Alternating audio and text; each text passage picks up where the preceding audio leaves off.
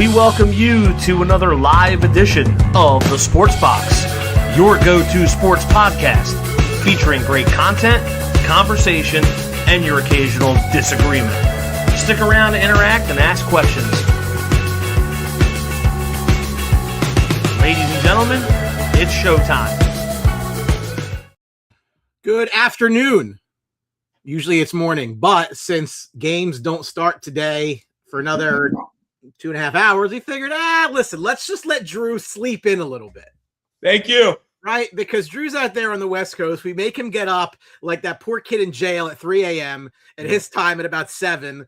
Poor guy gets up, gives us great football content. You know what, Drew? Sleep in a little bit. It's going to be okay. It's a solid. Appreciate it. 9:30 out there on the West Coast.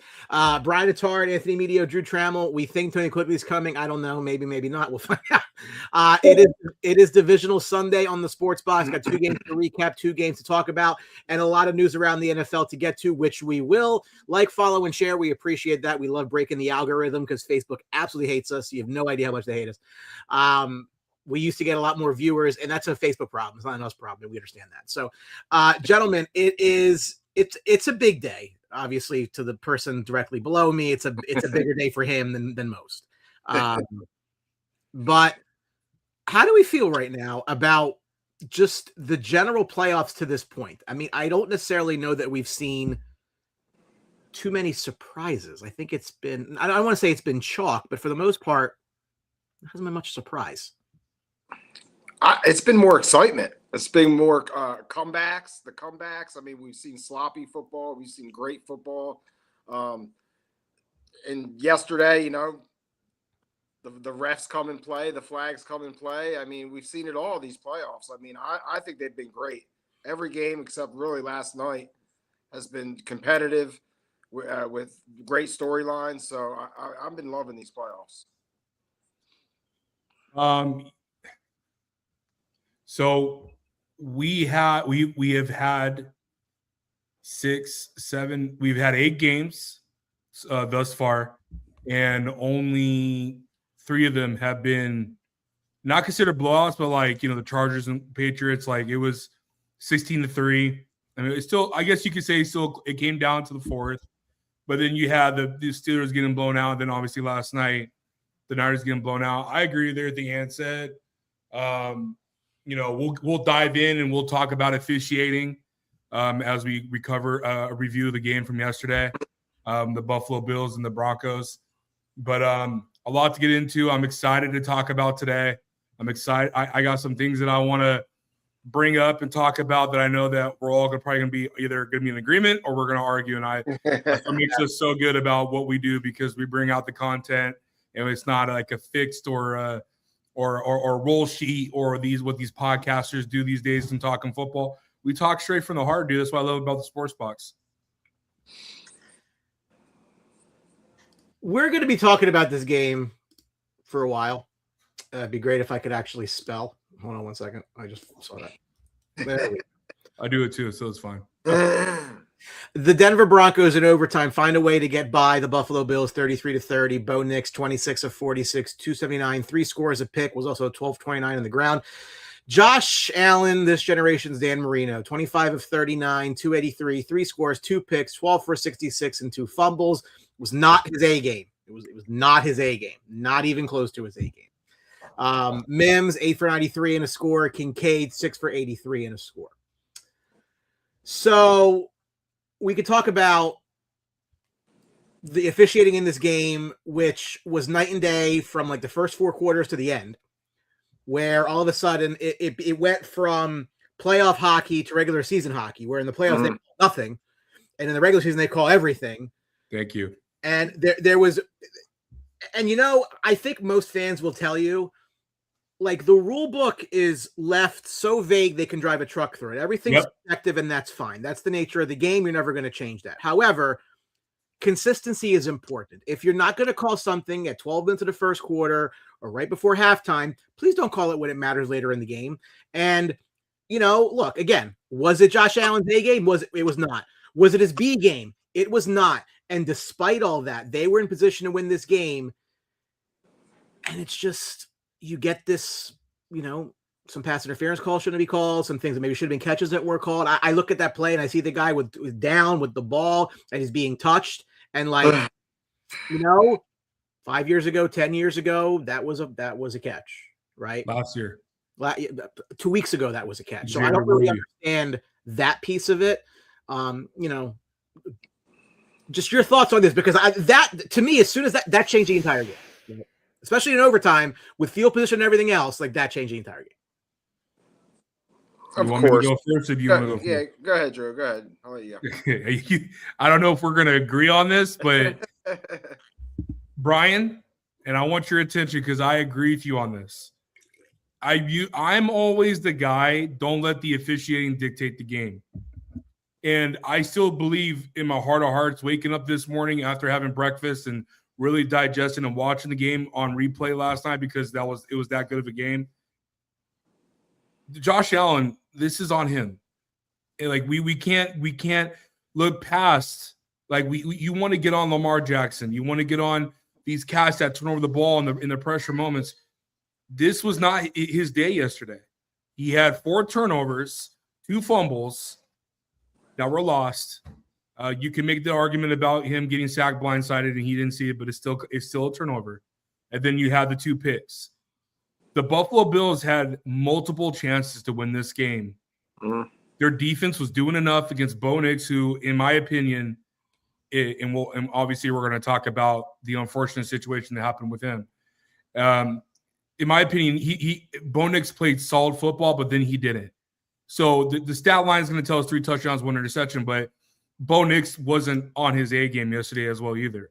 So, but with all that being said, like you said, Brian, facing all that adversity, you still had a situation where the Buffalo offense had 5 turnovers. So we can look at these plays. I think the last play with Tre'Davious White was definitely PI. There's no argument to that. I mean, you cannot impede a receiver by touching his arm and getting and caressing his body in a sense without turning over and making a play for the ball. Now, the one before that was absolutely dog shit. And then if we're going to call PI, then the one on Brandon Cooks on the post out was definitely PI. So if that's where I lean with you, Brian, on that part and officiating. But the player in me, the coach in me, that is not the reason why the Buffalo Bills lost this game. The Buffalo Bills lost this game because of 5 turnovers from the offense. They were up, gentlemen. They were up 14-7 or something like that, or 10-7. I forgot what it was. They were up. They just scored a touchdown and they got the 3 and out, or something like that. And then they were driving and Cook fumbles. That was the momentum shift change of the game. Then they picked off Bo Nix, and then what does Josh Allen do? Throw a lazy pass at the 3rd level and got picked off. It's just multitude of things, but the majority of the consistent basis is Josh Allen once again didn't get it done when it mattered most. And this is in my post yesterday. I know what you wrote, Brian, and I get it. You're not a Sean McDermott guy, either am I. But in no way, shape, or form can you blame Sean McDermott for this game. No way, shape, or form you can.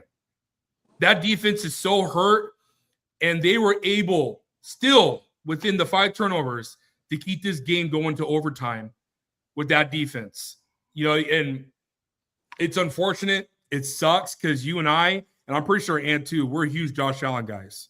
I love the guy from a man-to-man perspective, where what he's able to do outside the community and what he does for these kids that are, fighting cancer and all this stuff, and just being a good human being. You could tell that he's one of one. He's a good old country boy, and dude, it sucks. I hate it. But as a player perspective, he choked, and we have to call that what it is, and that's unfortunate. Drew, I'm going to agree with you here. I just think Josh Allen had a really bad day. I mean, there was just really big plays that he didn't make, and there's some mistakes he made that were really costly. I mean, the fumble before half where they steal the 3 points. I mean, he's holding the ball out. He's not protecting the ball. I mean, that's real boneheaded, really cost his team. I thought thought that was the momentum breaker right there. And Good call. He throws like you said, he throws the lazy pass late over the middle. He misses Kincaid down the seam in overtime right there. Oh, that one too. Yeah, that one too. Makes him settle for the field goal. Just a couple plays he missed, and it's a shame.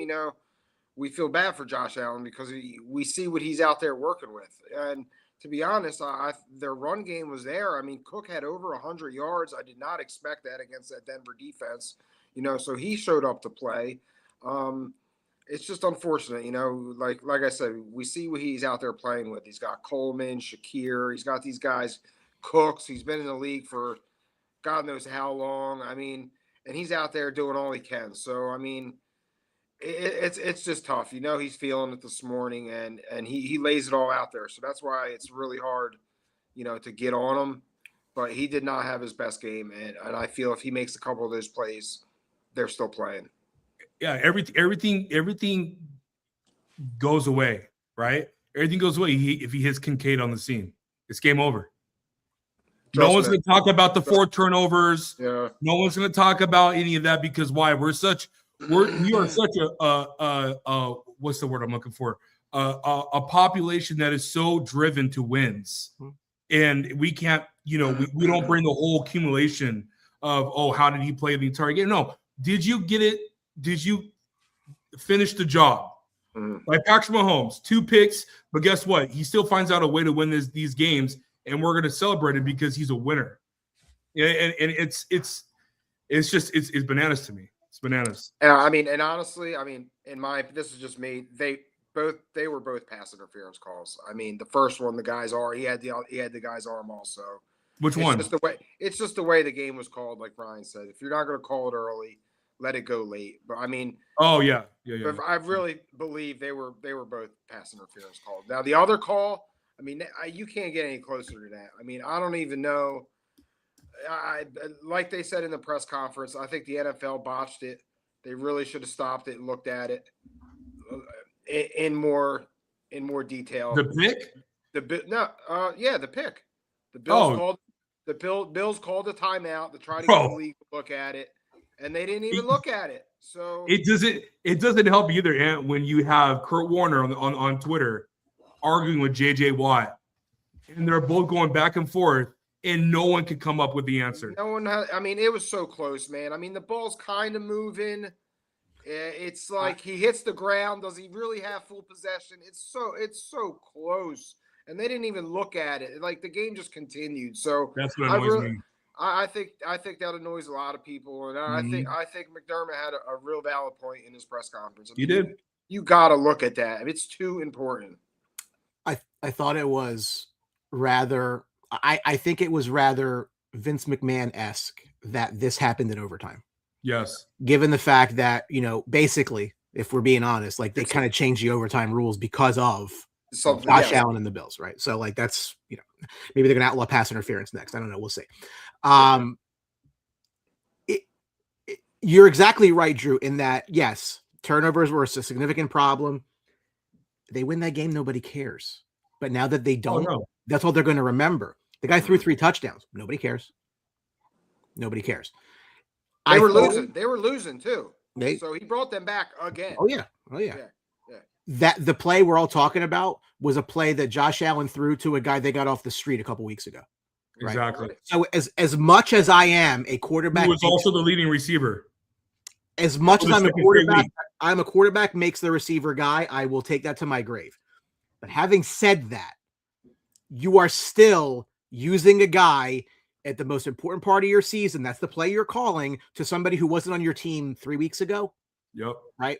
So again, am I blaming Sean McDermott for the loss? No. What I'm blaming Sean McDermott for is the fact that you have been there since 2017, and you've had this wonderful advantage over the majority of the teams in the NFL in a true unicorn franchise quarterback that, as I said to you a couple weeks ago, all these coaches that we're going to look for jobs, you better wait and see what happens in Buffalo, because if that spot opens up, that is the premier spot in the entire league, because you get to go coach Josh Allen, and that makes everything 1,000,000 times easier. It's the most attractive job. 100%. It's the most attractive job for me. but the guy can't win. Did he lose the game yesterday? No, he didn't. Did he lose the game going for 2 against the Eagles a couple weeks ago? Yeah, I think he did, right? So it's not necessarily that you are the problem, but you're sure as hell not the solution. And when you've had all of these opportunities, like at some point, bro, it's got to be you. So either you're going to change a quarterback, which you're not going to do, or you're going to change a head coach and GM, which maybe you should, because the GM, again, they've drafted guys, they've tried to draft guys, they keep basically missing on guys. So that's got to be on them, right? But if you're Buffalo, I've said this, I maintain this. If not now, it's going to be never. If they continue to bring this exact group back, they are not going to win jack, and it's only going to get harder. Okay. Now they got a team in their division that's on the come up real hard. It doesn't matter what the Jets are doing, and the Dolphins are their one worst enemy, but the New England Patriots are going to be up your ass, and they may have passed you. Like, that's kind of where we are right now. So this was a unicorn opportunity, despite the fact you'd have home games. You were the undisputed best quarterback in your conference. There was very little between you and getting to a Super Bowl. And now that's not going to be. Look, Joe Burrow will be back next year. Mahomes will probably be back next year. Something's happened in Baltimore. Again, all these reasons that you kept telling yourself, this is why we don't win, were not in front of you. And they're going to be there again. And again, this happened outside the box. Like, oh, your boy Josh. I'm like, okay, I think Josh Allen's the 3rd best quarterback in the NFL. Does that make me a Bills fan? No. I don't really care who won the game, but I identify talent. He runs too much. I will always maintain that he runs too much. I'll get to the other side of that in a second. Something there is not right. You cannot keep bringing back the same stuff over and over and over again and expect a different result when everything was kind of laid out for you and it didn't work. So do I blame Josh? Look, Josh Allen did not have a great game yesterday. Without Josh Allen, that team wins 4 games. So I find it very hard to say, oh, it's your fault, Josh. It's your fault. I cannot bring myself to do that because I don't think there's much else around him. I really, really don't. Like, I think quarterback, ex-quarterback rosters, like where would, if you just cut quarterbacks across the board off the teams, like where do you rank the Bills in the NFL? Low to mid. Okay, right. So basically, I mean, they're the anti-Eagles, right? The Eagles win despite their quarterback. The Bills lose despite their quarterback. Yeah, you're talking about 2 different worlds right Correct, there. 100%. 1,000%. Which is why I love the Eagles fans getting on the Bills today, which is hysterical to me. That's totally on brand. But yeah. Brian, for your McDermott argument, Josh Allen's 7 playoff losses off 30-plus points Bills have given up in those playoff losses. 5 turnovers, they still put up 30 points. Is he a defensive guy or is he an offensive? The defensive guy. He was the Eagles D coordinator, which makes it even worse, right? Because if that, like, again, when you go look at the Chiefs, right? If the Chiefs defense is struggling, okay, well, that's not really Andy Reid's thing, right? I don't know what Nick Sirianni's thing is, but it's not, whatever. The point is that, like, that's not where you are, right? Drinking and smoking weed. Yeah, he loves the winter. I'll put it that way. It's just like what do you do exactly, right? Because I'm assuming you don't call the offense because you don't know how. Well, I mean, I don't know. I actually like Sean McDermott. I don't want to shit on the guy. I think I really think that he brings a lot from a coaching perspective. But to be honest with you, and to be frank, he's the Mark Jackson of the NFL. You know, he's just a guy that has good years as a coach and is able to bring the most out of his team. His team, I mean, his players play for him. I mean, that defense was. We got to remember that defense was losing 5 starters when they went out to Denver yesterday. Like, the fact that they were able to input safeties and linebackers, and Espinoza was playing with the torn bye. Remember, they didn't have Ed Oliver, who's a huge cog in the middle of the defense, and he tried to go out yesterday, and you could tell he was hampered by those injuries. Credits to him to even be out there. Joey Bosa is the most overrated player, I think, in the NFL. $24 million this year. Didn't have a good year. I'm so glad the Chargers cut ties with him. He's just, and then he's a nuisance. That freaking hit on Bo Nix. Yeah, I mean, it's just, that's who he is. That's the character that he is. And it's that situation, man. Like we talked about before. Like you are in a crossroads right now. Your future doesn't look bright. You're -$2 million under the cap, I believe. Reading Spot Track last night on Twitter. I'm not 100%. I'm pretty sure they're in the red. And you have a lot of key departures that are leaving. You don't have a number 1 receiver. You don't have a good right line. You didn't re-sign a number 5 center, which is McGovern, who he's going to be getting big money in the free agent market this year.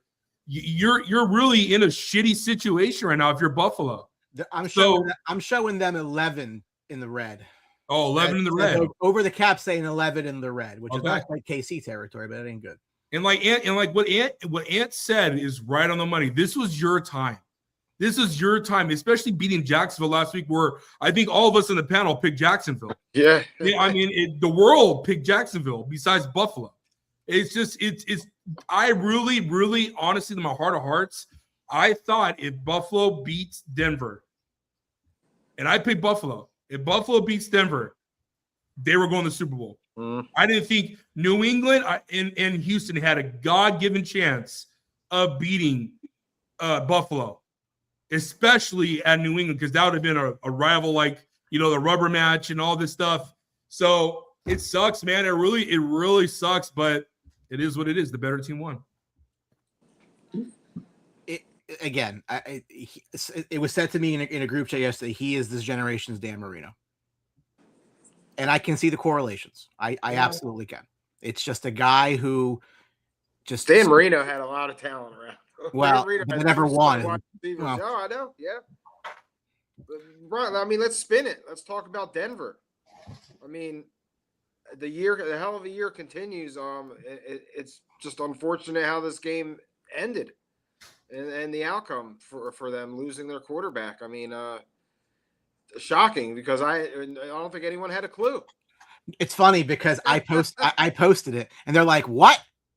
What are you talking about?" I posted it in Broncos group. They're like, "Oh, look at this AI crap." I'm like, "It's not."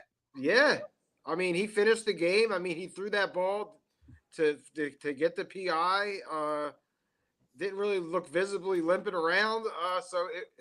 Shocking and very unfortunate. I thought I thought their defense would have played better yesterday, but I mean, again, that's a testament to Josh Allen. He's amazing. It's one of those. So you know where I'm going with this. Surtain was getting worked by Brandon Cooks. Yeah. It's really just a shame to me that Bo Nix got this injury while he was behind his offensive line, well protected by his protection. Yeah, I disagree. I disagree with you, Brian. I know. Because I'm gonna tell you right now, that's not when he got hurt. They're covering their ass. That's not when I can only go. Hurt. There's another angle where he got hurt when he went to the sidelines, jumping up and down when they got the PI officially called, and you see him hold his ankle on the sidelines, and he's trying to jump up and down on it. I didn't see that. I didn't see that either. That's interesting. And I'm telling you right now, it's a bunch of bullshit, because I'm telling you, Sean Payton's lying.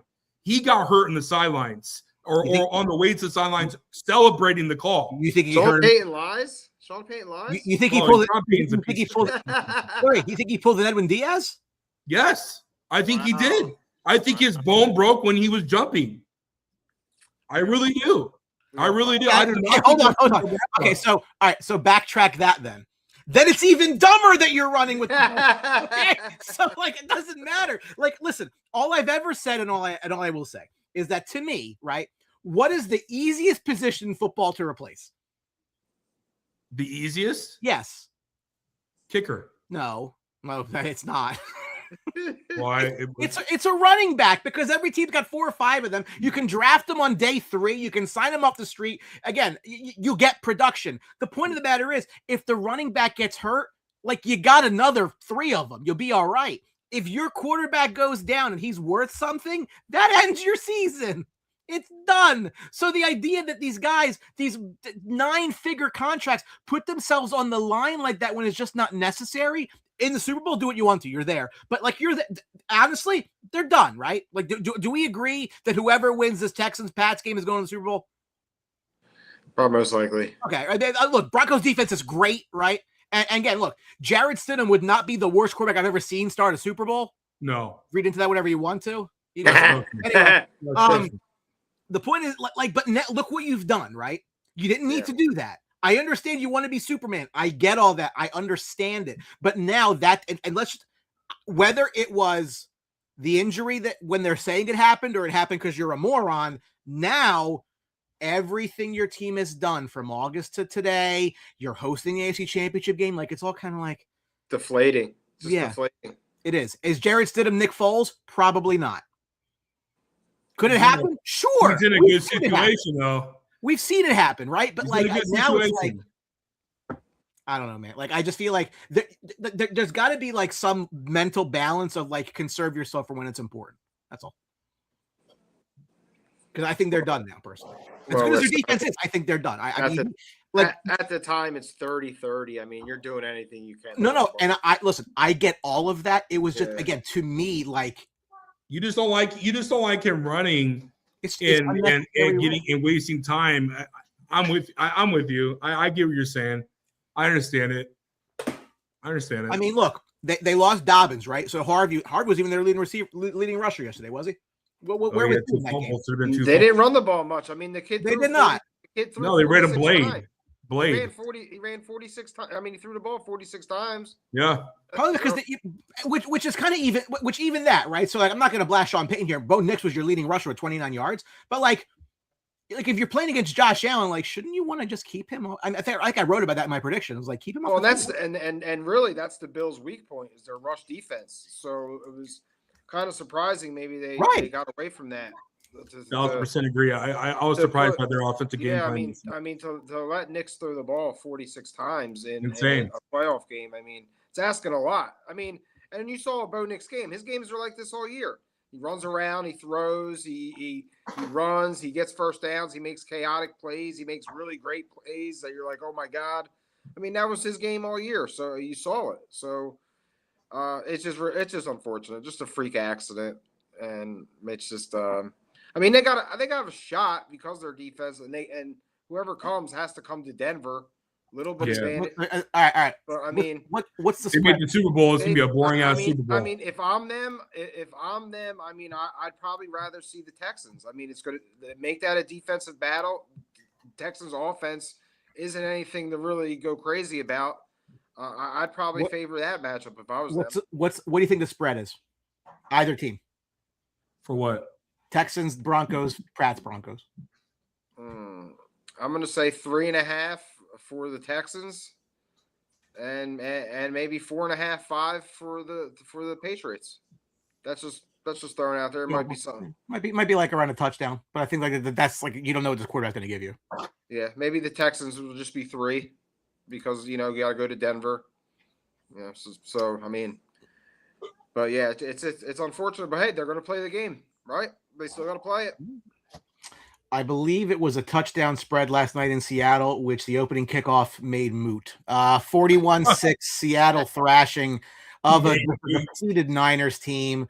Darnold only threw for 124 yards and a score.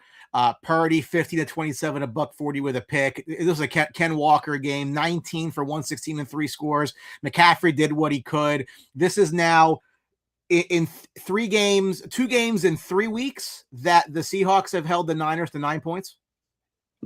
Not a single touchdown. And this was an offense, despite, they beat the Eagles, right? Which was fantastic. I'm really enjoying that. But like, this was an offense that leading into that game was scoring like 30, 40 points a game and then just couldn't do anything. So, credit to Seattle defense on this one. Darnold came in with an oblique. He was fine, allegedly. They didn't make him do a whole lot. It's just the flow of the game just kind of didn't really matter. Yeah.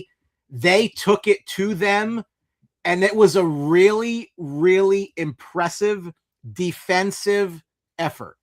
So, again, a lot gets brought up now about, hey, what did Minnesota do at quarterback? We can have that discussion, okay? They drafted a guy. I understand why they want to play the guy, right? I don't think anybody thought that the Seahawks were going to go and get to this point with Sam Darnold, and it's not really a shot at Darnold. I didn't think I am shocked that their D is as good as it is. Really good credit to their coaching staff. This game was over before it started. See, the Niners walked in there, just hobbled. Like I'll put it to you this way, and we're going to get to this in a second. I don't want to take too much of the thunder from this topic, but Sean McDermott and Kyle Shanahan had been at the job at the same exact time. And I look at Sean McDermott and I say, what do you do? And then I look at Kyle Shanahan and say, what don't you do? Because I think that Kyle Shanahan has gotten more with less than anybody. Like, this guy consistently gets his teams to these points again. They don't get there, and we can have a conversation about why. Guy's just a brilliant head coach. His team just didn't have the horses in this one. Seattle just obliterated them. Yeah, you called it, Brian. They limped into this game. I mean, they put it all out there against the Eagles, did all they could. They pulled out all the stops, and they just met their match. I mean, going into Seattle is so intimidating, so loud, the craziness, and then when you just return the kick, it just amplifies everything. That defense was fired up, was flying around. Very impressive. I mean, I knew the Niners had nothing, but that defense made sure that they weren't going to do what the Eagles did, and it was a wrap. It was a wrap early.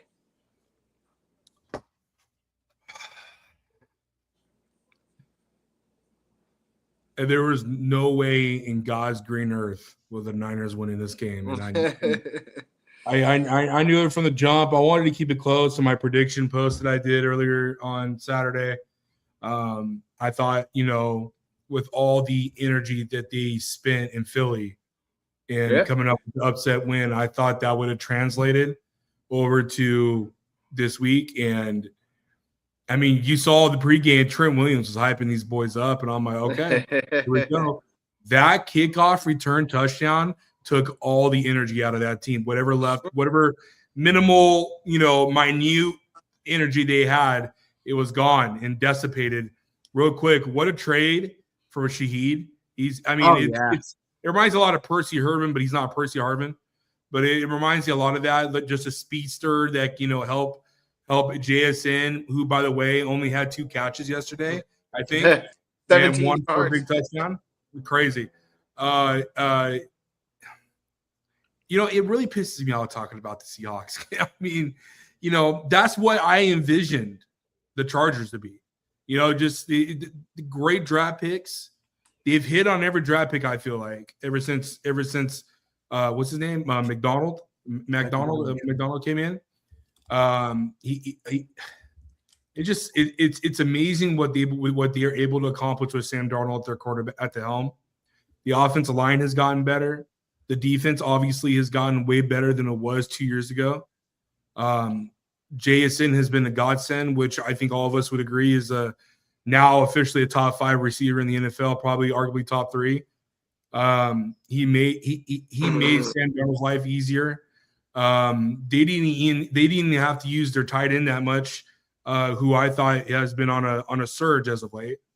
And then Ken Walker, man, they had Ken Walker and Zach Charbonnet is beautiful. That 1-2 tandem. Then when Charbonnet goes down, you had basically what Seattle's game plan was what Philly should have been last week. Run, and we're going to stuff your mouth as much as we can in the trenches and let Saquon Barkley do his thing, and they didn't do that. For the life of me, I don't know why what's his name still has a head coaching job, but let Philly be Philly. With that being said, at the end of the day, man, this team is absolutely scary. It reminds me of the 2013 Seahawks. I'm not going to say Legion of Boom, but I will say that their defense is close in what they're able to do and what they are able to use. Stun coverages, zone coverages, man coverages. Brock Purdy was confused yesterday. Let's just call it. Brock Purdy was confused 2 weeks ago. He was even more confused last night. And, it's good to see Juan Jennings not drop a couple of balls after all this shit. He talked. Not having George Kittle there was hurting. The right side of the offensive line was trash. Trent Williams was the only one that showed up and played, obviously, because he's a Hall of Fame talent. And they have nothing. Now their future is going to be really interesting next year for the Niners, because you have to deal with the Brandon Ayuk drama. Juan Jennings is a free agent. He's gone. George Kittle might be off the entire year next year because of his torn Achilles. Yep.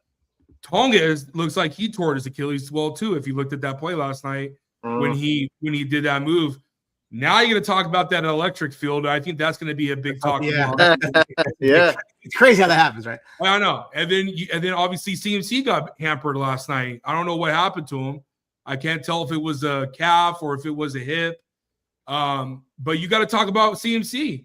He's going to be, 30, 31 next year? He's 29 right now, so at some point, yeah. Yeah, I mean, it's I don't know what's his cap. So his cap. So the 26 year is the 27 years where it gets dicey. Okay. So he's got a $10 million cap number next year. At 2027, he's got a $26 million cap number, which they could.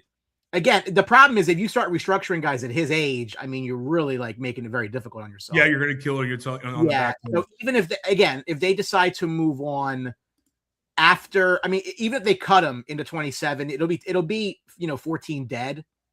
I mean, you do what you got to do, but Drew, at that point, like they would trade him. Yeah, but they went for it, right? I respect. Look, as a Ranger fan whose team just gave another letter 2 days ago about how their team's going to go into a rebuild or a retool, whatever you want to call it, right? I have no problem with when you think your hand can win, you push your chips in the middle of the table, right?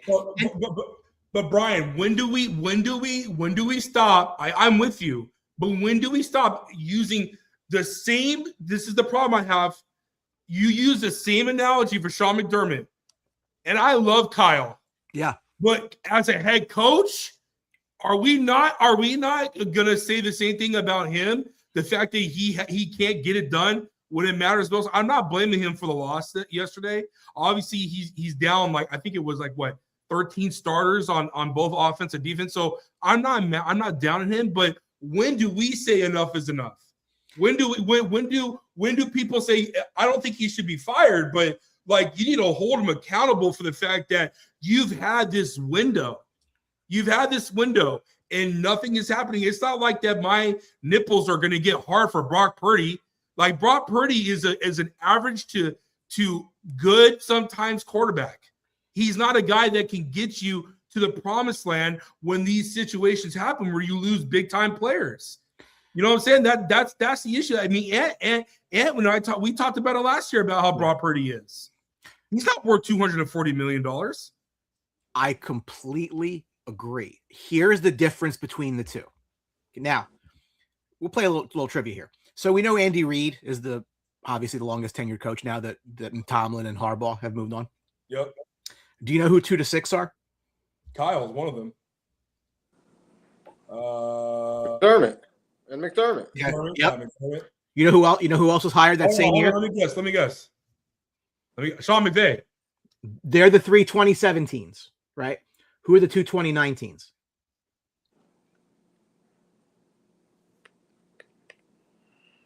Oh, I can't even think. No, it wouldn't be them. Who are you thinking? I was going to say Indy, but Shane Steichen's only been for 3 years. Todd Bowles. No? Todd Bowles was hired in 2022.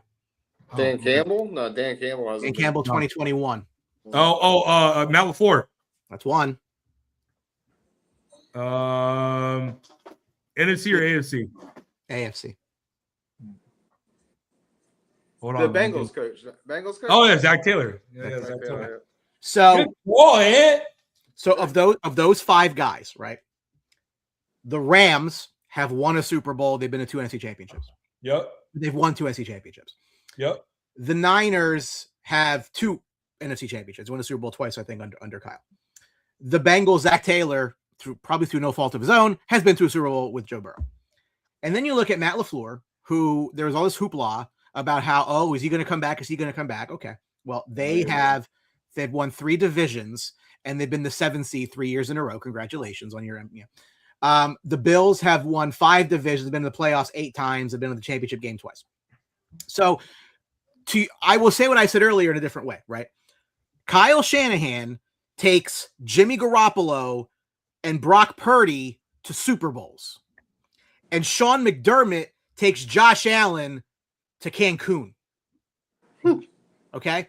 That, to me, is why, no, I don't think I want to fire Kyle Shanahan. I want to fix the problem, and I don't know that you can, right? Their time has passed them by. They had their window, and they didn't win, and I don't blame Shanahan for that. Buffalo had their window. Maybe it's still there. They didn't win. I kind of want to blame Sean McDermott for that. Because you have this wonderful piece. Blame the GM too. Fuck him. The point is, to the question here that should either be fired, I said weeks ago, I said last year, I said the year before, get rid of Sean McDermott. Kyle Shanahan, I think, is just an absolute. The fact that he's been able to do what he's been able to do with the pieces he has in front of him, like I think this whole, like we think the Niners have this great roster, and maybe they used to, but it's not really there anymore. And they still won 13 games this year, 12 games this year. Like that's kind of a surprise in and of itself. Yeah. So like, again, it's like, what do you do type thing? Like the two guys from Office Space. What do you say you do around here? Like I think Kyle Shanahan does everything, and McDermott does nothing. That's kind of my take, not being a fan of either team. Although I was a Niners fan for 3 hours last week. Thank God. Neither of them are going anywhere. So I think it's a problem in Buffalo. If I'm Josh, I'd be like, listen, you got to do. And again, maybe that's just the GM, right? Because they haven't done enough. And you can say the Niners haven't done enough, right? Because again, if Brock Purdy ends up in any other team, is he even who he is now? Brock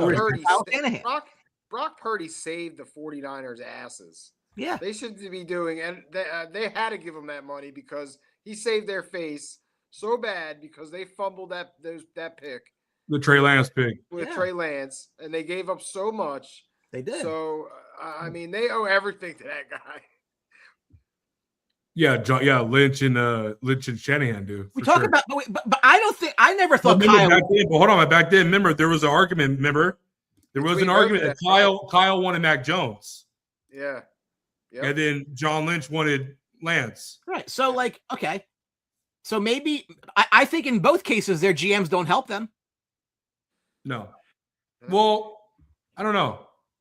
I would like to see Mac Jones back then, where under Kyle's guidance, I think it would have paid dividends for Mac Jones. Let me see. John Lynch. Mac Jones put up some decent numbers when he played this year. Wild, isn't it? So John Lynch has been with the Niners. He was hired in January 29th of 2017. Okay. Yeah, he's been there for a long time. So let's look at their draft history. His first pick was Solomon Thomas. Great. A 3 overall. Reuben Foster. Good. They got George Kittle around 5. Okay. 2018, they took Mike McGlinchey 9th overall. Good. They got Fred Warner the 3rd round. Okay. 19, 2nd overall, Nick Bosa. Good. Got Debo in round 2. Okay. Good. 2020, Kinlaw at 14, Ayuk at 25, and if I'm not mistaken, they traded down with the Packers. That was the pick that were traded up. No, they traded down because then they took Jordan Love. Took Jawan Jennings in the 7th round. Okay. 2021, 3rd overall. They did get Hufanga in the 5th round. Okay. 2022, no 1st round pick. They got Drake Jackson round 2. I don't know if he's alive. They got Brock Purdy in round 7. Okay. Great. 23, no 1, no 2. They had 3 threes, including a kicker. 24, they took Ricky Pearsall at 31. Mustafa, 124. I'm looking for guys I recognize. Garendo, 129. The pick at 11 last year was Michael Williams. He got hurt. Not a whole lot. So I guess what I'm saying is like they haven't drafted overly poorly or overly well. I think if you were to grade them out, they're kind of average. So again, your GM's not giving you a lot, but your GM cost you 3 1s. Yeah. And if you add, you're looking at draft though, you also look at all season. I mean, he also traded for CMC. So I mean, you also traded for Trent Williams. So I mean, those things matter. Like he's done a great job trading. Have somebody else draft. I don't think those drafts that drafting. And Ayuk screwed him. So I mean, that was a good pick. He just screwed him. He just ended up being a head case. Their best round might be round 7. They made a terrible investment in Brandon Ayuk, which they never should have invested into him. Yeah, but okay, but why do they do that, Drew? Because they have to. Because their window is like. Because they traded for Debo. They traded away Debo. Debo left. He didn't pan out to be the guy they needed him to be. Yeah, but even that, right? So Debo was 2019. He's 30. So like that, we kind of forget sometimes like how short these careers are, which is another reason why I never say don't take a running back early because they're gonna play 4 years on average and go somewhere. So again, to this point, I would not fire Kyle Shanahan, but I also don't think they're going to win anymore. Like this might have been the last gasp of that group. Because we'll see next year. Yeah. But McDermott, I think at some point, Josh Allen's got to be like, you know what? This ain't fun.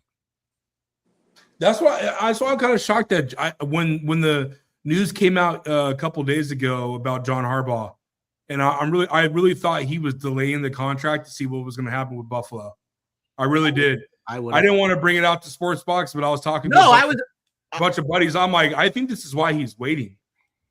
Honestly. I actually think he was waiting to almost like, I think.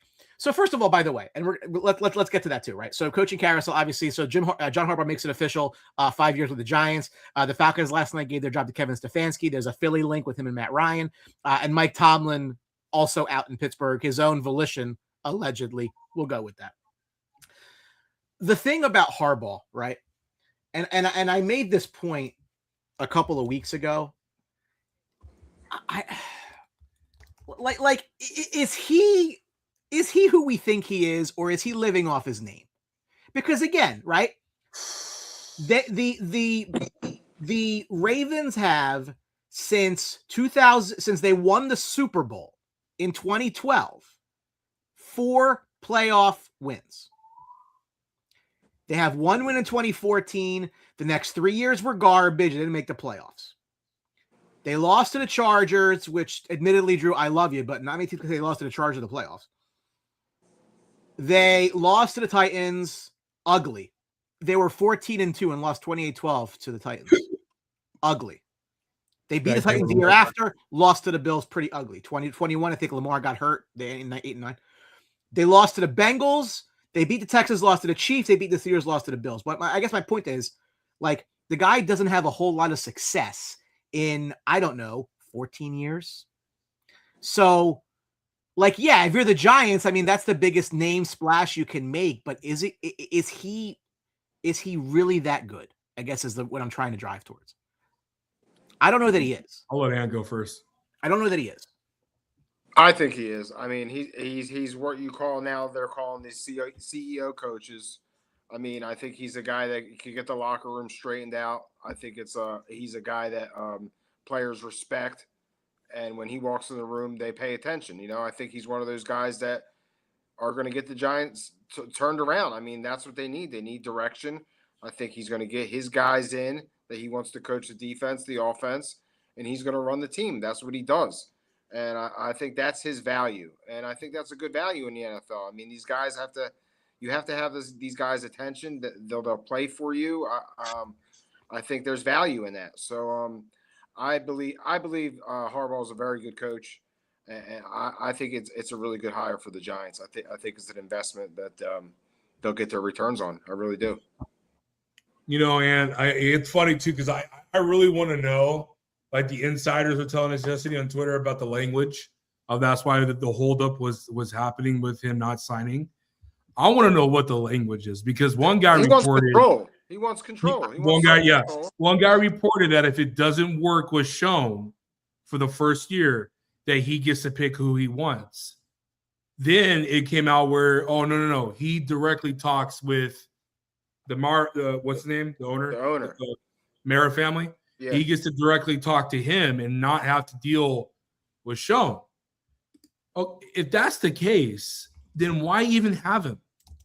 Why even have Schoen? If you are already feeling that type of way towards the GM, the current GM, then go get the guy that you want. Like I don't understand. Like it's not like Schoen's good. I think Schoen's one of the worst GMs in the NFL. So, okay. Yeah, Barbie fell down. So yeah, it's Is she okay? It's weird. It's weird to me, and it doesn't make sense. On Brian, on your point, I'm 1,000% agreeing with Ant. Do I think John Harbaugh is worth $25 million a year? No, but do I think he is a great head coach? Yeah, I think the fact that he's doing this right now with all the contract work and the language, because he wants to get it his way. He wants it to be just like it was in Baltimore. This is how I operate. This is who I am. I had an owner that hated to be in the public eye, and I need you to understand that this is how I'm going to operate for the New York Giants. You want to go back to success? you better give me what Tom Coughlin had back in the day. And I think that's what he's going to lean towards. Is this going to be a quick rebuild like Seattle Seahawks, like the Chicago Bears? I don't know.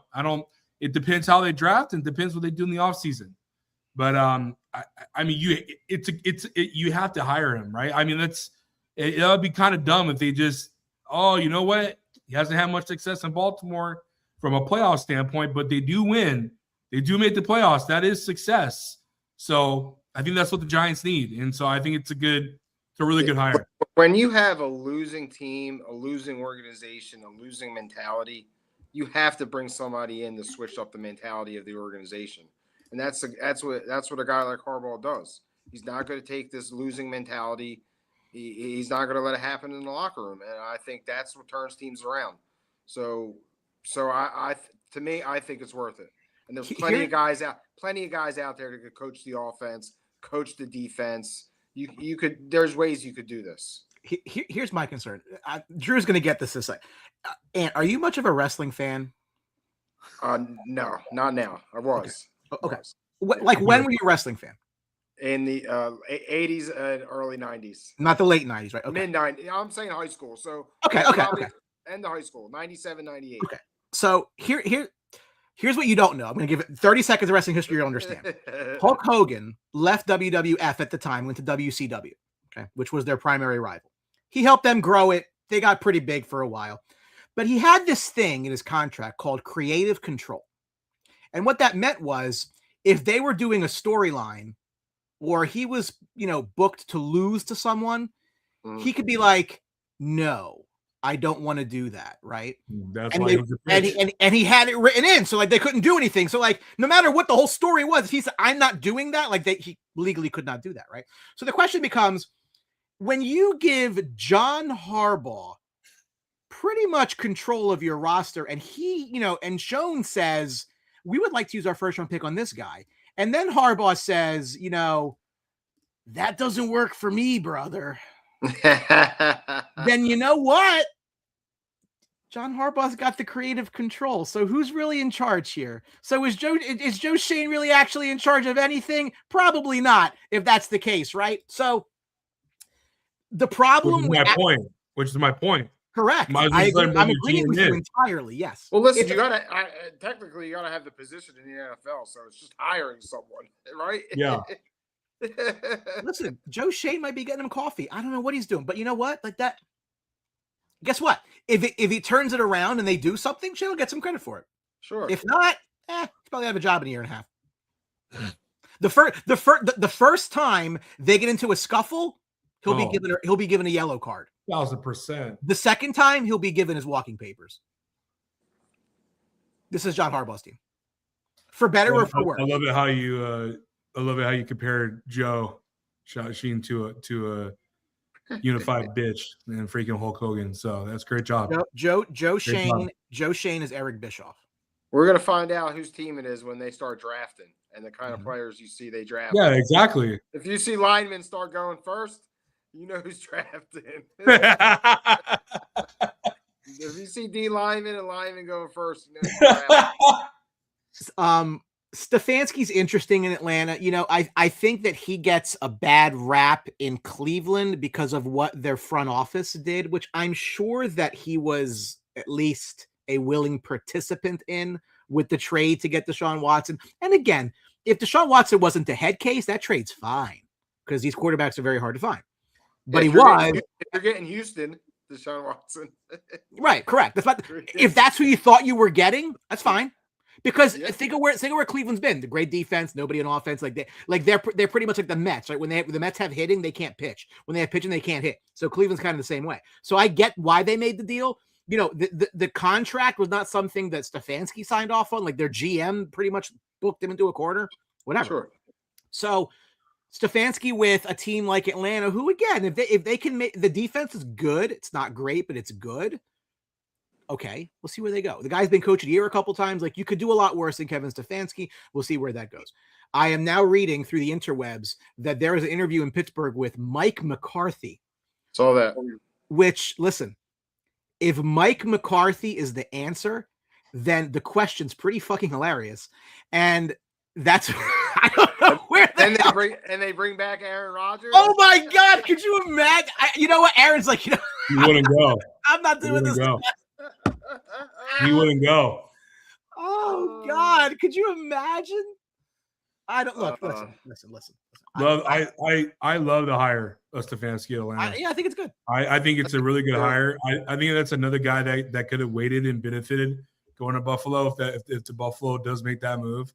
But it's a good hire for Atlanta. They already have a ton of good pieces around them. I think that team's going to – I always thought that team was dangerous with what they had, and now to include a guy like Stefanski, who's, I think, a top 5 offensive genius mind when it comes to play calling. He's just – there's one thing missing in Atlanta. Quarterback. Quarterback. Yeah. He's got to find a quarterback. I don't think the 2 guys that they have is going to be sufficient enough to be able to do what you want to do. Kirk Cousins is way past his time, and Penix is Penix. Let me ask you a question. From what – and again, we have no idea, right? Do you think that Stefanski was pro or against Shedeur? Oh, man, that's a tough read. I couldn't tell you on that one. I had the vibe he was against him. I really did have. I had a feeling the owner was against the entire thing. Well, only because, like, let's just say he's pro Shedeur. I wonder if they could swing a deal. Because if he's not really wanted in Cleveland, and who knows more about him than Stefanski? If Stefanski says, I can win with this guy, and it won't cost me that much to go get him. You're not going to trade him because of all the publicity that they get. Yeah, but hold on. He started Gabriel over him before him. He did, but what I'm saying, Dion played in Atlanta. That'd be a hell of a marketing ploy. I hear you, but he started Gabriel over Shedeur, so that could have been owner influence, though. This is you never know with this stuff. Right? Yeah, you're right. I agree with you, Ann, but it could be. I'm just saying. I would love to see it, though. I would love to see Shedeur go to Atlanta. I think Shedeur, he has a chance to play. He has a chance to be a starter in the NFL. Yeah, I think he does. I do. So the other news that broke is that Dante Moore was staying in school, which pretty much is a huge stone cold salute to the Jets. Don't blame him. I don't blame him either. So it'd be funny if the Jets pick him the following year. We'll see where things go. The impact on the draft, though. So if we go ahead and we go back and look at Tankathon, which is one of my favorite websites, because I did the lottery today and the Rangers won the lottery, so I feel good about that. The top 4. Okay, so the top 10 in any order you want to go. Well, this is top 10. It is the order. Vegas, Jets, Cards, Titans, Giants, Browns, Commanders, Saints, Chiefs, Bengals. Of that list, Vegas needs a quarterback. Jets need a quarterback. Arizona might need a quarterback. Tennessee does not. Giants assumably don't. You can make the case that the Browns do and don't. We'll leave them off for this example. Washington doesn't. Apparently, New Orleans thinks they have one. Okay. KC doesn't. Bengals don't, right? So there's probably like 3 teams, and pretty much it's the top 3. Right? Yep. So it pretty much almost solidifies Mendoza at 1, which I think the Raiders ruin that poor child. You're not gonna like my answer. Oh my God. Could you get like a more white meat baby face going to Vegas? Like, oh, what's a casino? Like, I feel like he's going to be like, oh my God, these women take he talks like he's prostitutes. GPT. He talks like hold on. Wait. They'll have sex for money? Oh my God, I have all this money now. Wait a minute. Hold on. That's great. He's pretty much the kid from Road Trip. Yeah. Right. Yeah. So like that's a horrible landing spot. Sorry. That's not gonna look. And maybe he wins.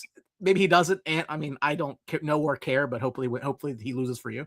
Yes, he will lose. Yeah, but like I don't know what the Jets punt the season and just do it, just rip it up again. Well, next year's the draft for quarterbacks. There's probably 5 to 6 quarterbacks that are going to be legit coming out of NFL. Oh yeah, college. So if the Jets just plug in anybody this year and just try to do it again, that's probably the plan.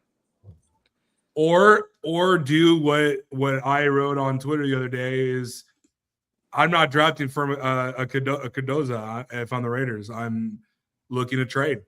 And if you can get the Jets to be idiots even more and trade up, there you go. I do that in a minute because the Raiders are obviously, I think we all would agree, the Raiders are obviously not a quarterback away. They need a lot of groundwork to improve their organization and their team.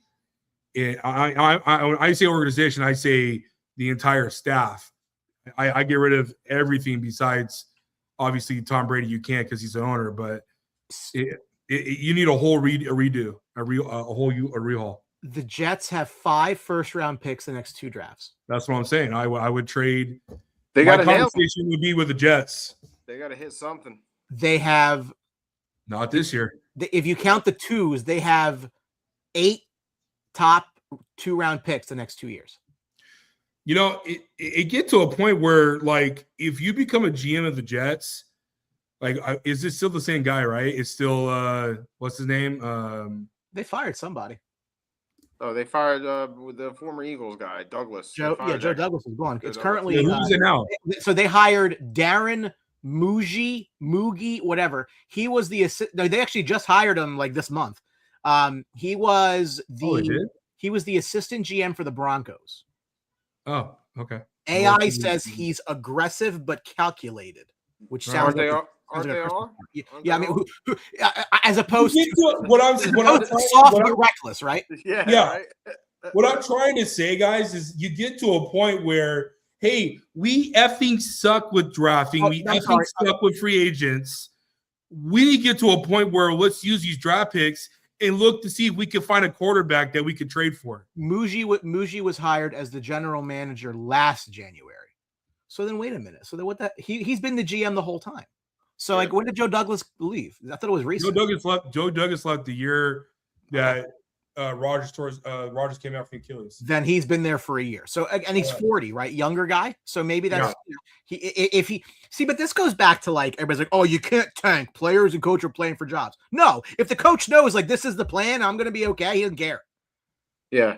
When Doug Peterson started or put Nate Sudfeld in over Jalen Hurts in a game that didn't matter to get a higher draft pick, guess what? He knew he was coming back next year. I don't want to hear this nonsense. It's like the whole thing like, oh, how are you going to lose the game on purpose? You don't play your best players. That's not hard. Makes sense. Anyway, sorry. As you were. I'm just saying, like, you got to get to a point where, I don't know, man. Like, the Jets are just they're definitely going to acquire to the Raiders. You know they're going to call. I mean, they have to. You're not doing your job if you're not. But if you're the Raiders, what's it take? Like if you don't, let's just say the Raiders don't want this guy.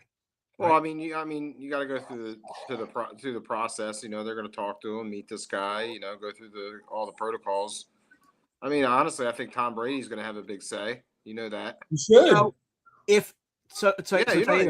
right. He should, but he's going to have the fact that he's not even like the president of football operations is insane to me.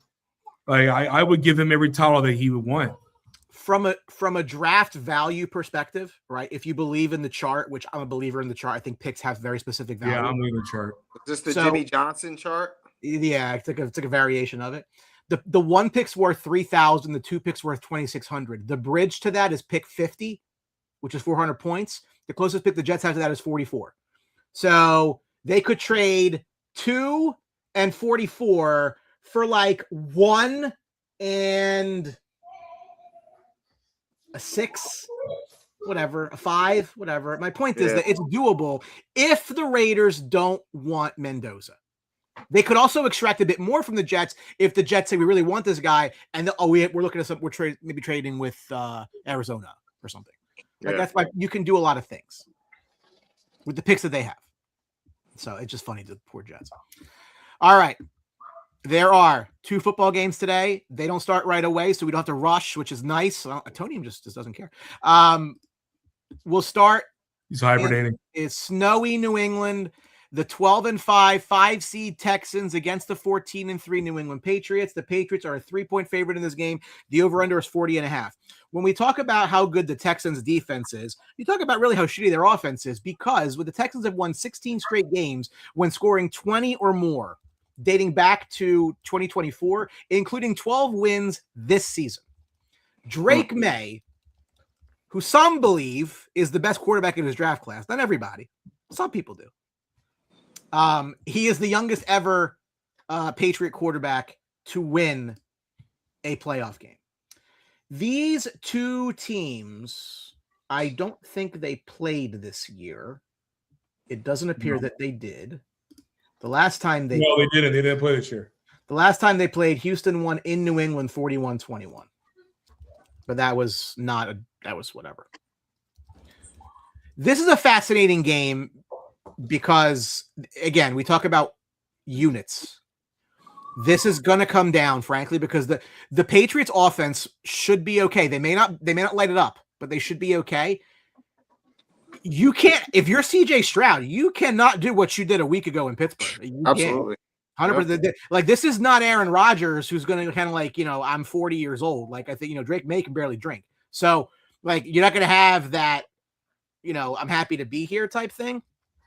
It's a fascinating game that I think the biggest difference is I don't know who's catching the ball for the Texans. With Nico Collins out of this game, that is a massive. Christian Kirk. That ain't gonna cut it.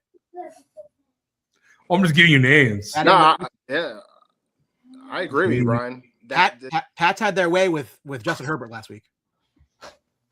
Yeah, I mean, I agree with you, Brian. I mean, this matchup was really going to be about the Texans offense versus the Patriots defense, and without Collins, I think it's a big hit. It's a lot of pressure on Stroud today. I think he has to play a lot better than he did the other day. I mean, the turnovers, the mistakes. I don't think he wants to gamble, or his defense wants to gamble playing with someone like Drake May. So this is an important game for CJ Stroud. I mean, he has to step it up today and keep his team in this game because the defense is. I think the Patriots could struggle today on offense. You got Will Campbell out there going against Anderson. I think that's going to be a tough matchup for the rookie today. And I think a lot is going to rely on Drake May's running. I think he's going to have to elude the pass rush and make plays with his legs. This is a tough game. I'm gonna buy the half point. I'm gonna take the Texans today at +3.5. I think it's gonna stay under. I think Drew's Chargers defense played well against the Patriots offense last week. I think that late touchdown was just something late. I mean, that was a ball game going into the fourth quarter. They were tired. Yeah, I mean, that was a ball game. I mean, their defense really they played well. The Chargers have a good defense. No offense, but the Texans are a lot better. So a lot better. Yeah, a lot better. Their universe is better, listen, brother. Yeah, I mean, the Chargers play good defense. That's what I'm trying to tell you. So I'm with you. Yeah.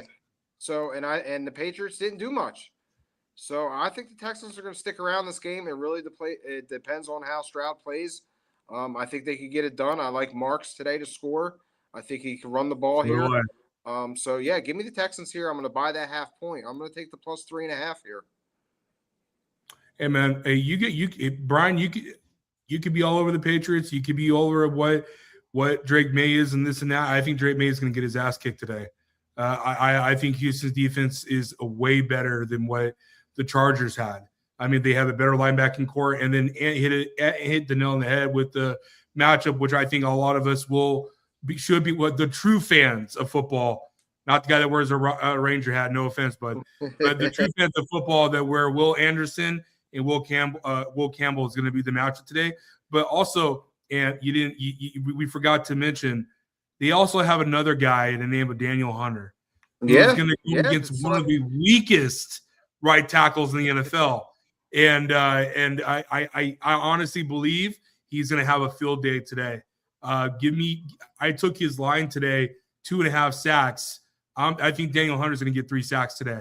It's just going to be the New England Patriots scored 16 points against the Chargers last week. I think the weather is pretty much the same as it was last week, probably a little bit more warmer because it's not a night game. The sky's the limit for what this defense can do. And I really believe in my heart of hearts we're going to have that type of game where it's going to be coming down to 2 things: field position and special teams.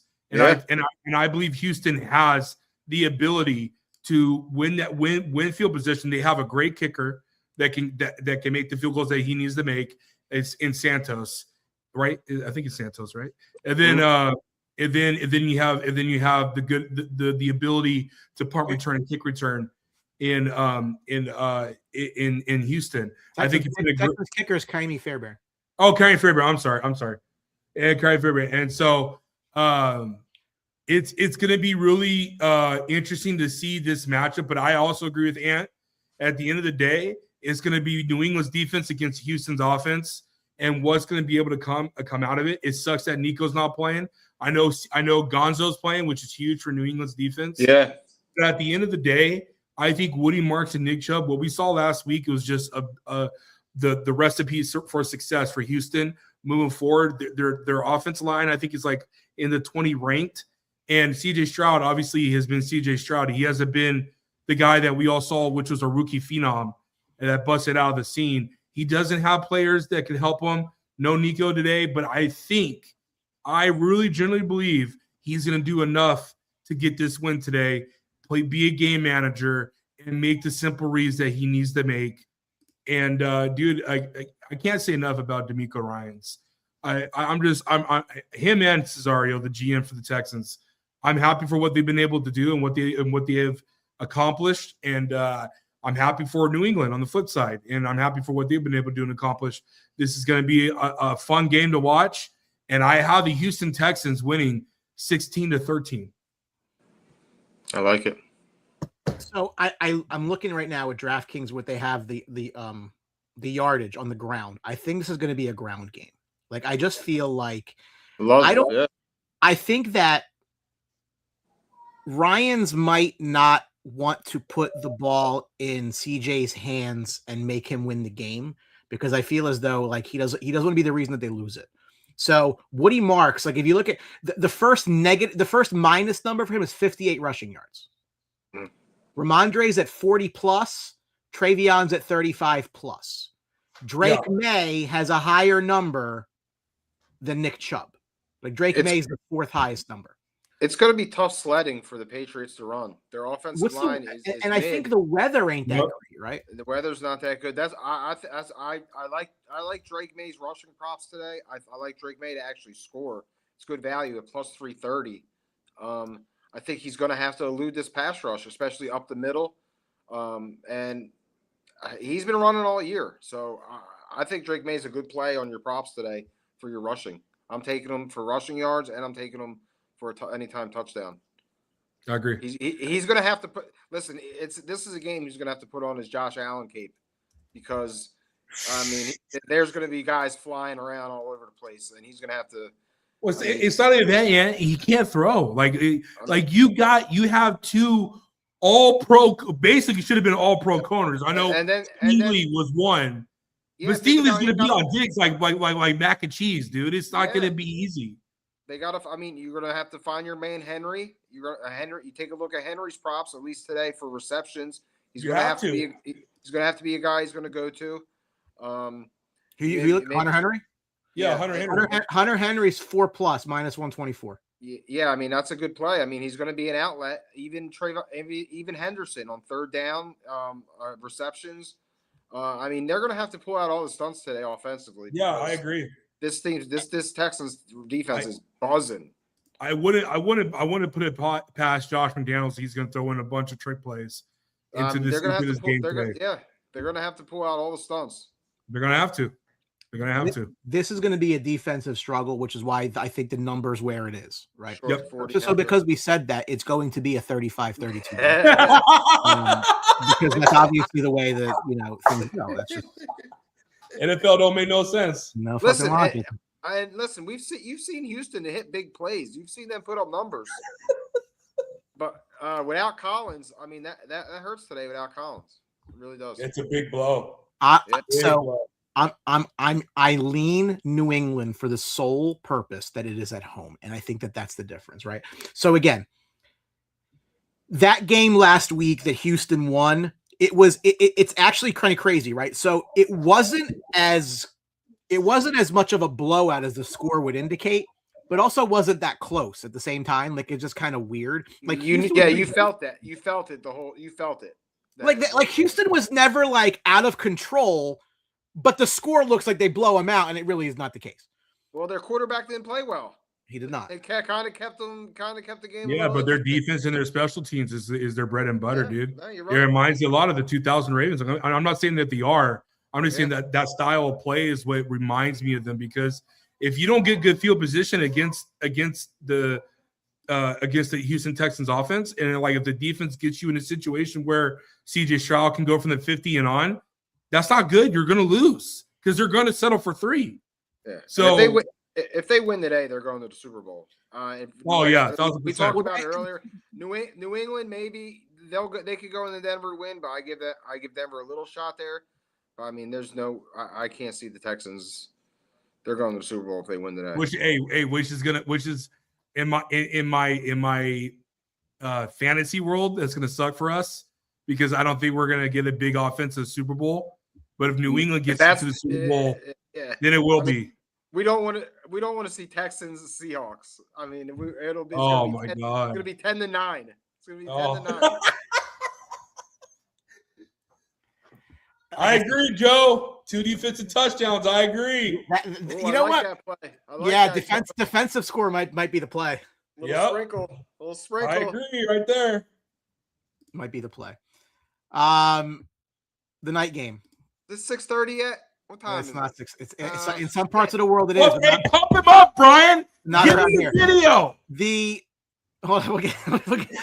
5 seed Los Angeles Rams at 12-5 go up against the 2 seeded Chicago Bears 11-6. The Rams are a 3.5 point favorite on the road. 40.5 is the number. Stafford has 54 game-winning drives, plugged to Drew's show, the 5th most in NFL history. Caleb Williams has the most wins by a Bears quarterback in his first 2 seasons with 16.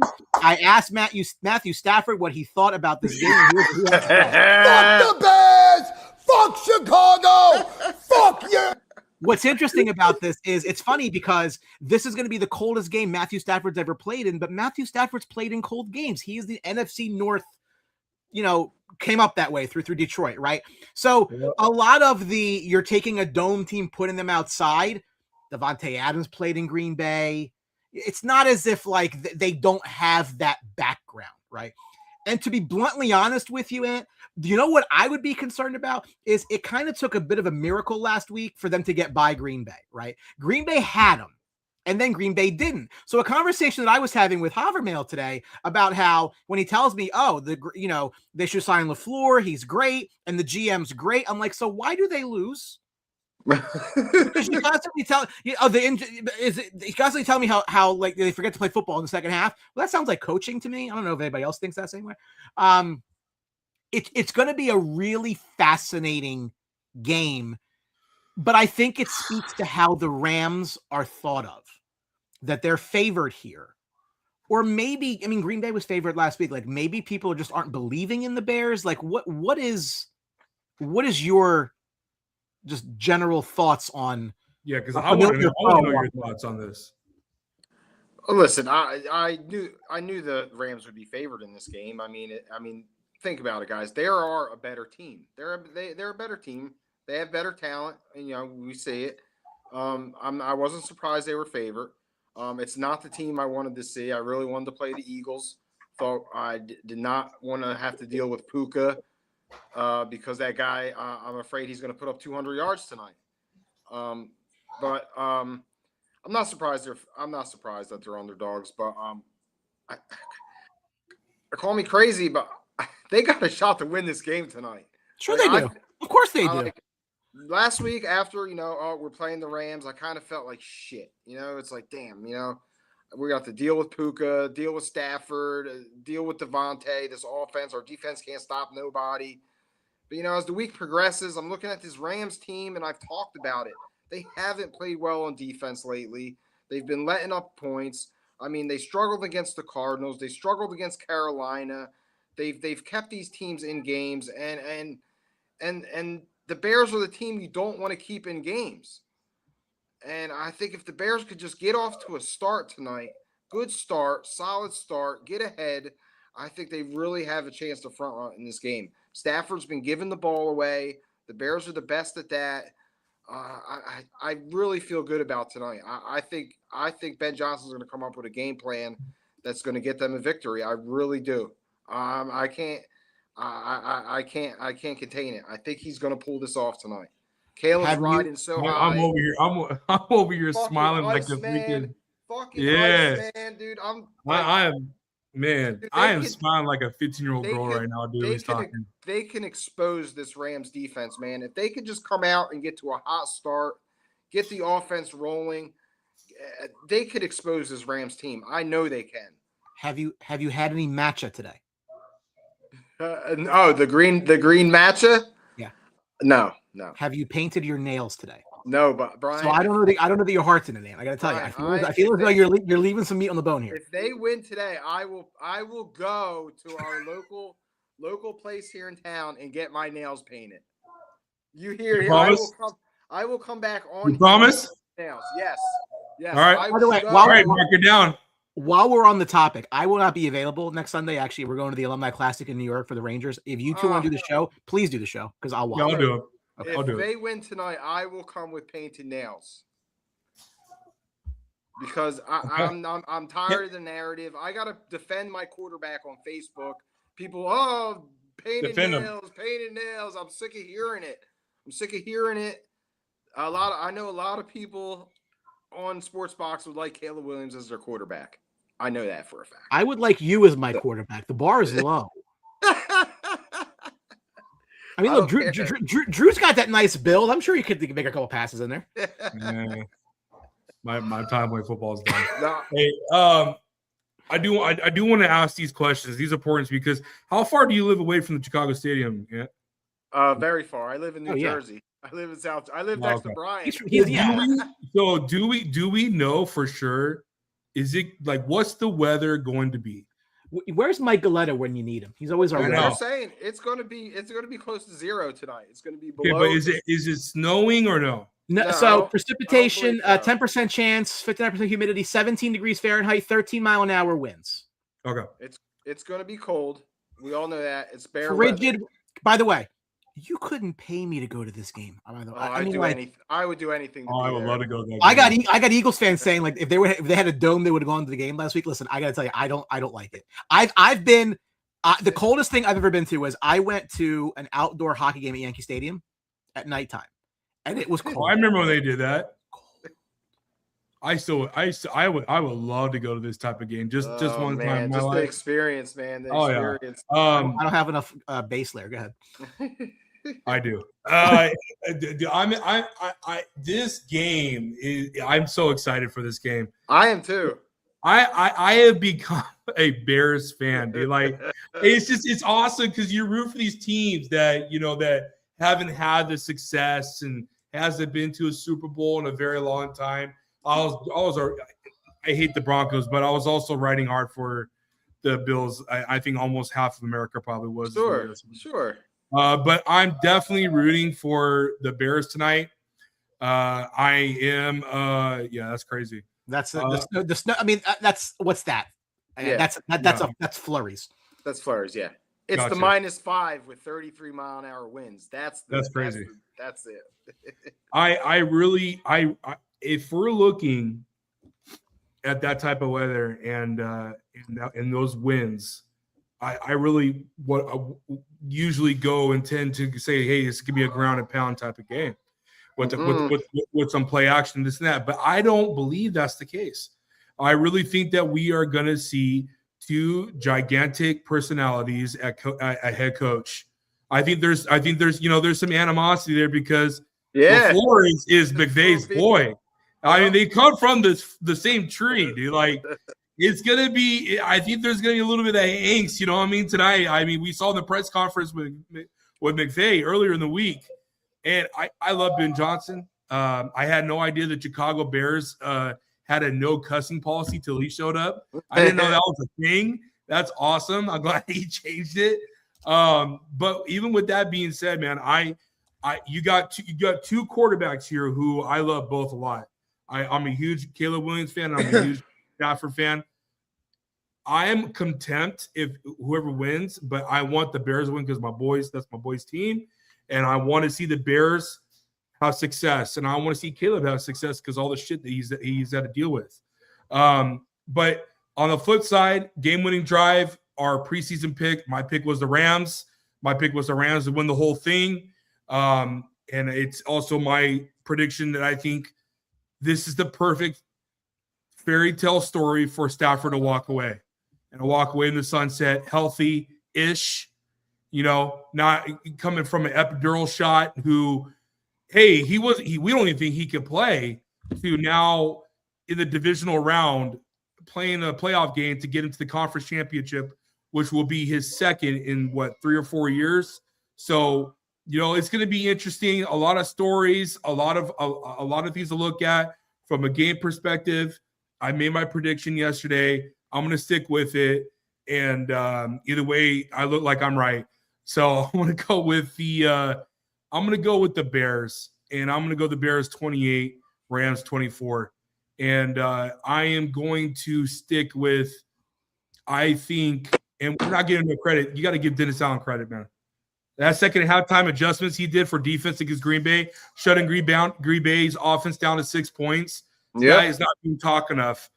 For a guy who had a rough time in New Orleans, he's done a great job with his defense, especially with not having the players for the majority of the season on the defensive side, starter-wise. I mean, you got to give him credit where credit is due. With that being said, I picked my score, and I think we did our X Factors on Wednesday for our show, and I'm going to stick with mine. Give me DJ Moore having a big game tonight. Yes, sir. Against the Rams defense is not that good, gentlemen. So I think if you can, and you also have a better offensive line with Chicago than you did with Carolina. Mm-hmm. And so I think Jared Verse is going to be really, he's going to be stuck in and not being able to do what he's able to do. I don't think Pua is going to be a big influence at the defensive tackle position tonight. I think the Chicago Bears, if they could go for the jump and play a complete game, they are going to win this game. And we are going to see the Seattle Seahawks against the Chicago Bears next week in the NFC title game. And that's going to be wild. It's going to be wild. Brian, that's going to be my Super Bowl pick. Whoever wins that game next week is going to win the Super Bowl, in my opinion, for next week. Do we know if Nick Sirianni is resting his starters today? And correct me if I'm wrong. I believe that I'm correct. The last time that the Bears hosted this round was the double doink. Correct. Okay. This round? The divisional round, yeah. I thought that was a wild card game. Oh, I guess you're correct. Their last divisional round was, I believe, was 2010 when Jay Cutler got hurt. He was riding the bike. That was 2010 against the Packers. Yeah, that was their last time. This is their home game. Well, okay, but that's fine. Okay. Well, the reason I'm telling you is because the spread makes me feel as though Vegas does not expect this to come down to a missed field goal. Well, it started at 4.5. Went down. Come down. Yeah. Came down. Yeah. So I don't think that is the scenario. Like I said, in a way, and it's kind of counterintuitive, but what happened to the Rams last week, I think, is a negative for this game simply because they won't let it happen again. They won't. Yeah, like they're going to say we went up 14-0 last week and they came back and the Bears are back. Like, we're not going to let that happen to us, type thing, right? So I think that the game script of that game does not bode well for the Bears this week. And also, it kind of goes the other. It also hurts the Rams, right? Because if they do go out to a 14-0 lead, it's not as if the Bears are going to say, "Well, we're done." Yeah, because they've stared death's door down and came back in dramatic. Yeah, like Bears are never going to be out of a game, and I think the Rams will not take their foot off the gas if they get to it. I do think from a roster standpoint, the Rams are a better team. And I think the difference is going to come down to, again, I think the Rams will be able to put up points in the Bears defense. You know that, I think, better than anybody. The Bears defense is not their strength. Will the Rams defense be able to hold Caleb back, right? It's a great coaching matchup with two really brilliant offensive minds. I think that's going to be interesting. But I do think the defenses are going to be the difference, right? Because if you assume that both offenses are good enough, and I do think that both of them are, the Rams defense is good and the Bears isn't. I think that that's probably the difference in the game, if I'm being honest. Like, I think that the Rams defense may be able to come up with a stop at the right time that I don't know. I don't think you have the confidence that the Bears defense will do the same. No, yeah. If when they're and when put in that position, I mean, you saw it last week. I mean, the Packers went down the field and scored late in the game, also. So, yeah, I mean, listen, it's going to come down to turnovers, man. We've seen it. We watched Stafford. I've seen Stafford's turned the ball over more than Caleb. Caleb protects the ball. So if they could win the takeover, the turnover battle, I mean, it's possible. It's possible. So I want to just go quick. And I honestly, I love for the props in this game, everybody. I mean, I don't know how the Bears are going to stop Puka. I really don't. The fact he may have 150 yards tonight. So I mean, I would bet heavy on Puka. I mean, no one's stopping Courtland Loveland right now. I don't think there's anybody on the Rams that can. Yeah, I think it goes both ways, dude. I honestly do. I think it goes both ways. Yeah. So. Yeah, the first team that's going to make a mistake. Yeah. So I think that what the Bears probably need to do is they need to lean into their running game on this one, and they need to do what the Broncos game plan probably should have been yesterday, which is, look, we know their offense can they have skill position players that are very, very good. So the best way to keep them from hurting us is to keep them off the field. Yeah. So you have depth at running back with Swift and Monongai. Like that's kind of got to be the center of your thing. And again, you run some play action. If you can run well and run play action, that should open the passing game a little bit. Oh, too. Absolutely. We've seen it. Yeah. We've seen it. And Brian, and look last week. I mean, it's going to come down to coaching decisions. My guy went for it on fourth down every fucking play. I mean, is he going to do that this week? Are we going to get these third down and threes when it comes to third down and three? Are we going to get 2 yards to put us in that position to have to go for it? Yeah. There's so much involved in these games when you watch them. It's like, can you make these little plays, the third downs, the fourth downs? Tonight it's going to come down to that. It's just going to. Yeah. I think that the weather, the night aspect of it, I think is another feather in the Bears' cap, just because again they've been there. It's a tough game to call. I don't know if the Rams cover, but I think the Rams find a way to win. I'm just believing in Stafford. And again, that's not a shot at Caleb Williams. I take my own shot at Caleb Williams. That's not meant to be. I hear you. This team has done it. I think Ben Johnson's very good. I've just seen McVay do it before. Sure. So, this is the same way that, like, if the Pats lose today, like, by no means is that the end of the Pats. Like, the Pats are in the first inning. Brian, we're house money, man. They're playing on house money. The Bears are totally in the first inning, whatever they're going to be, because they finally got a guy there that can maximize this quarterback. Yeah. Win or lose tonight. I mean, this has been a wild ride, a wild season. I mean, I've had so much fun this season. I mean, how can I complain? Like, win or lose, I mean, I'm going to be happy where this team's going. So, I'm just super excited, man. I just hope I really hope they show up to play tonight and get this done. It'd be amazing. Again, I think we're in for a good day of football. Like, I don't see any Seahawks. I think so too. Like, yeah. I think, and again, could it be a defensive struggle in the afternoon and an offensive struggle in the night? Absolutely. Like, that's kind of, I think, the way this thing kind of leans. So again, you're going to get that 35-32 game at 3 and like a 6-3 game at night. That's going to happen. Like, that's just the way it's going to go. Unlike most people, a 6-3 game in the divisional round on a potential snowy night is fine with me, because it's fun. It's still fun. If there's anything to be concerned about, let me see if I can get the clip. I had the clip earlier. The little girl that picks the games. Oh, she went 0-6 last week. Yeah, you really need to find that clip with Ben Johnson saying F the Packers. No, but she doesn't. But he doesn't say it. It's not. I haven't seen it out there, Drew. Then add it in. Even on Twitter. I mean, if you find anything, it's on X, and I haven't even seen that. So this should be, if anybody's going to be upset about something, I think it's going to be this. Hold on, let me see if I can get it. I think I can get it. All right, let's see if this works. No, she's wearing a Charger uniform. Oh my god. Oh my god. I hope the sound comes through.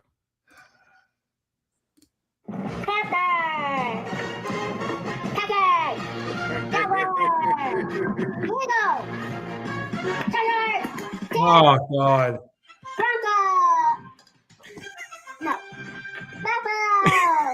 Oh, 49ers. Patriots. no! So that would be that would concern me if. Hold on, I gotta turn this off. I think it's playing in the background. How do I get this thing off? Hold on. Tiger! All right. Sorry about. I couldn't. I can't. I don't know how to use a computer. That would concern. That's me great. the most as anything else.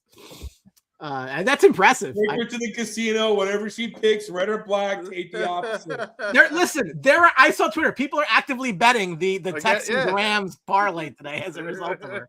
That's crazy. So, again, I think it's going to be a good game. Now, who do you think Seattle would rather see? Bears. Yeah, probably. You don't want to see your. It's hard division to foe. beat. It's hard to play a team. Yeah, 3 times. you don't want to see. You don't want to see your division foe. I think that would be a hell of a game. Oh, Oh yeah. my You God! get Rams Seahawks 3. Oh yeah. Yeah. Okay. Yeah, Who do you think the Broncos are a unique situation because I think that they're screwed anyway. But who do you think they would rather see? Texans.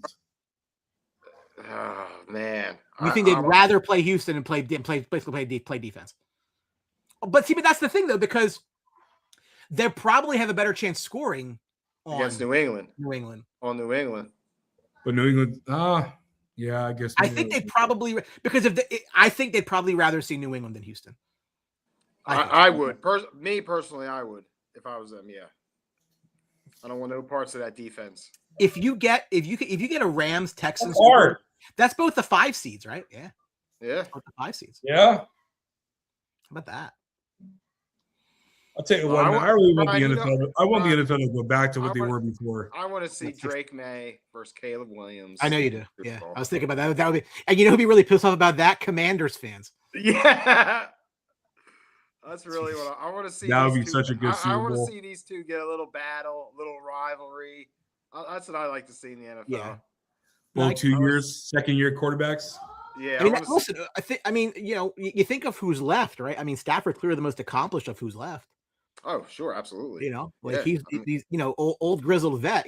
But I mean, these young guys are coming, man. This draft is coming, so there's a new wave. It's exciting, man. I think there's more. The quarterback play in the NFL, I mean, has gotten better over the years. Somehow, I think our Facebook stream just ended on me. Whatever, we're done anyway. So, it doesn't really matter. It's so dumb. Well, listen, have a great, enjoy the Sunday. Again, I will not be here next week, but the boys will be here going around, Championship Sunday. I will be in New York freezing my ass off, and that's okay. Enjoy the day. It should be good football. Again, once this day is over, there are 3 games left, and that's it. Let's go Monday night. Let's not forget about Monday night. Are they going to win? I think they are. Don't you always think they are? Yes, but I think 8.5 is totally disrespectful. Can't disrespect the U like that. I'm not taking it. So what you're saying is, if I'm hearing you correctly, what you're saying is this. Outright. We'll come to your damn house, put our foot on your throat, and snatch out your damn heart. And that's what we're about to do tomorrow. We are going to snatch out their heart. Snatch it out. Let's go. Yo, he's going to be out there wilding out on Monday night, boy. Him and Ray. So, Stu, who do you think is going to win this Bears-Rams game? The Bears are going to be a much improved team this year. No 2 ways about it. Yes. I just want to cut. I just want that. No 2 ways about it. 2 ways about it. I love Stu. But you know who's not going to win today? Eagles. War over there in Minnesota, guys. That's right. Eagles, baby. God rest his soul.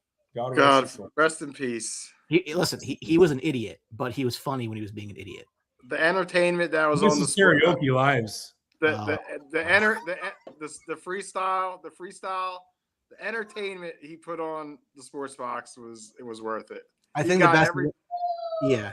He got everybody going. J-Rock said he was the J to the R-O-K-W-O or something. He forgot to spell rock correctly. It was kind of like Billy Madison, rock, R-O-K. his Yeah. best Couch. by far his best move was him pretending that he was at the NFL draft in Chicago when he was home. I actually have a AI generated picture of Anthony tonight if the Bears win. Yes. I feel bad for the woman that's going to get that if they win. All right, boys. Listen, enjoy your Sunday. Enjoy the day. I'll miss you guys next week, but we will obviously be around for Super Bowl Sunday. I'll be on the thread. Yeah, where if God willing, Anthony's got a horse in a fight. That's all. That's it. All right. See you guys. All right, boys. Peace.